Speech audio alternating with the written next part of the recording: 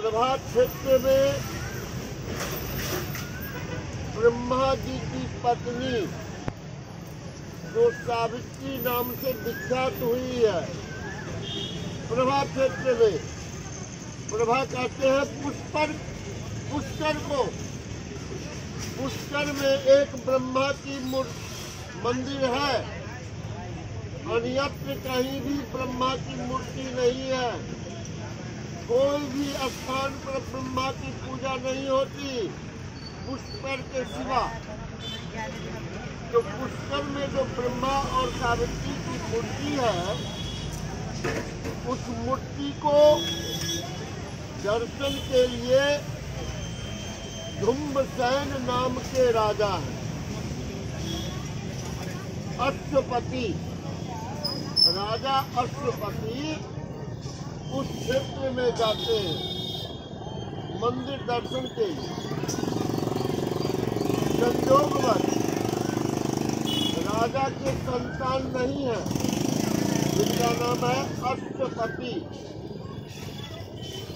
संतान रहित हैं।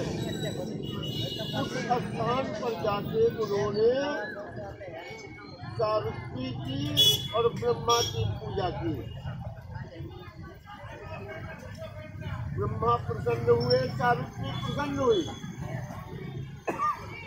सावित्री प्रत्यक्ष हो गई, राजा के सामने आई। राजा साहब बोले कि हम निसंतानी राजा हैं, हमें संतान नहीं है, हमें आशीर्वाद प्रदान करें, संतान की कोई कमी नहीं है, हमें एक संतान हो। माता सावित्री बोली कि आप चिंता मत करो, आपके घर बहुत जल्द एक कन्या जाएगी। राजा अपने घर लौट गए। अपने घर जब लौट के आए तो कुछ दिनों के बाद उनकी पत्नी गर्भिणी होती है और उसके गर्भ से एक कन्या की उत्पत्ति होती है। पंडित जी को बुलाया गया तो कन्या का नाम राजा साहब ने सावित्री ही रखा। जहाँ से फल की प्राप्ति उन्होंने किया था, सावित्री माता पिता के घर में बढ़ने लगी। बहुत ही स्वभावशालिनी, सत्यवर्ती, सत्यता पर ध्यान रखने वाली कन्या उत्पन्न हुई। कहने कहने यानी धीरे धीरे बाल्य अवस्था को छोड़ी युवा अवस्था में प्राप्त हो। युवा के बाद यौवना में आ गए, यौवनावस्था को प्राप्त। अब राजा जो है अश्वपति, उसके विवाह के लिए चिंतित है।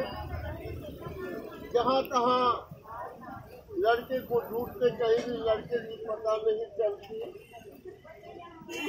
अंत में अपने कन्या को मंत्री के समीप बुलाकर कहे, हम तुम्हारे योग्य वर ढूंढने में असमर्थ हैं, कहीं भी वर की प्राप्ति नहीं होती।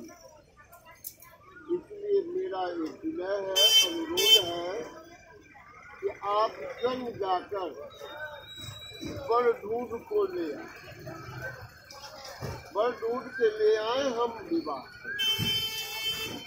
परंतु अपने इज्जत मर्यादा को सही रखते हुए।